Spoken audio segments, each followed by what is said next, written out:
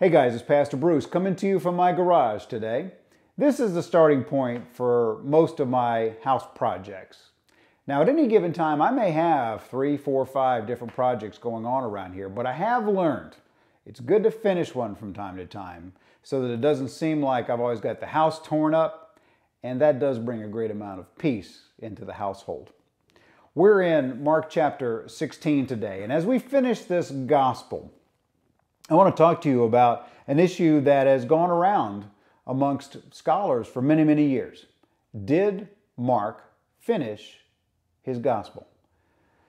You may notice in your Bible that there's a gap between verses 8 and 9. And there may be a note in your Bible saying that some of the earlier manuscripts don't include verses 9 through 20.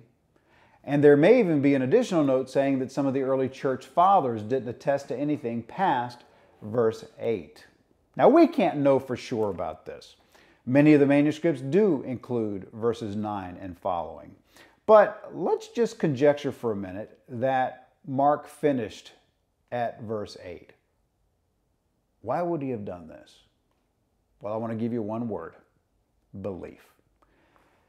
We look at what Mark has shown us. We've seen many of the miracles that Jesus performed. We've seen Jesus proclaiming to be the Son of God. We have seen him tried and then crucified at Golgotha. And now in chapter 16, we see these ladies coming to the tomb on that first resurrection Sunday morning. We see them finding the stone rolled away and the tomb empty. We see the angel there saying that Jesus is risen and he's gone ahead of the disciples into Galilee and he'll meet them there. And then we see this in verse 8, speaking of the ladies. So they went out quickly and fled from the tomb, for they trembled and were amazed, and they said nothing to anyone, for they were afraid. We can harmonize the other Gospels by understanding that perhaps they did leave this way, and then Jesus confronted Mary Magdalene a bit later, and once she had seen him in his resurrected state, she was excited and went and told the disciples what had gone on. But why would Mark leave this here? This is a shocking ending. And my best answer to you is this: he's challenging his readers.